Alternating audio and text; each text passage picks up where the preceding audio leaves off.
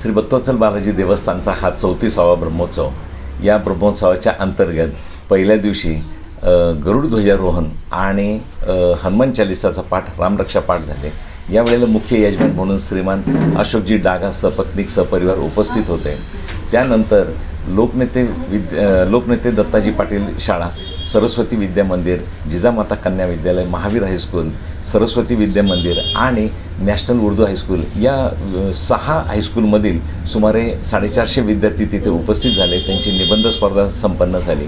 त्याच्यानंतर या बालगोपालांचा महाप्रसादाचा कार्यक्रम झाला। संध्याकाळच्या सत्रामध्ये दशावतार आणि समय नृत्य हे लासलगावातील महिलांनी एकत्र येऊन बालाजींच्या भजनावर त्यांनी ही नृत्य सेवा केली। तसेच देवस्थानचं एक गोविंदा बाल संस्कार केंद्र की जे सुमारे 20 वर्षापासून आपण देवस्थानच्या वतीने चालवतो, त्यांना धार्मिक शिक्षण देतो, त्यांना राष्ट्रीय शिक्षण देतो। या बालगोपालांनीसुद्धा सुमारे 6 भजनावर नृत्याविष्कार त्यांनी तिथे प्रस्तुत केला। खूप भरभरून त्यांना प्रतिसाद मिळाला।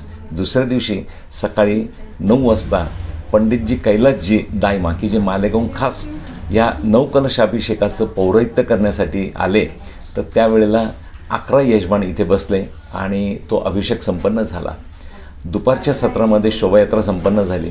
शोभायात्रामध्ये महिलांचं झांज पथक, महावीर हायस्कूलचं लेझिम पथक आणि एक चित्ररथ की ज्या चित्ररथाची वाट लासलगावातले सगळे नागरिक बघत असतात।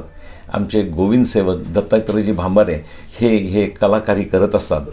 अगदी हुबेहूब त्यांनी बालाजींचा चित्ररथ तयार केला आणि शोभायात्रा मंदिरात पोहोचल्यानंतर तिथे गोविंद प्रसाद पुरस्काराचं वितरण झालं।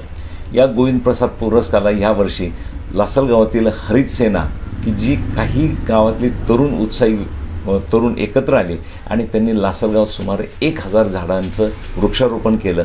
फक्त वृक्षारोपणच नाही केलं, तर त्यांनी त्यांचं संवर्धन करतात, ते रक्षण करतात, दर शनिवारी त्या झाडांना पाणी देतात। या बालाजींच्या प्रसादामुळे या तरुणांना एक पाठबळ मिळेल, त्यांना आशीर्वाद मिळेल आणि गावातील बहुसंख्य युवक त्यावेळेला त्यांनी अशी अपेक्षा व्यक्त केली की आम्हीसुद्धा ह्या हरित सेनेला आम्ही जॉईन होऊन लासलगाव हरित कसं करता येईल याचा प्रयत्न करू। त्यावेळेला डॉक्टर सान्वी कुलकर्णी की ज्या नाशिकहून आलेल्या होत्या, त्यांच्या सुमारे 20 विद्यार्थ्यांसह त्यांनी बालाजींच्या 4 भजनावर नृत्याविष्कार केला, गोविंदार्पण सेवा केली आणि त्यानंतर 5,000 ते 1,000 भाविकांचा महाप्रसाद झाला।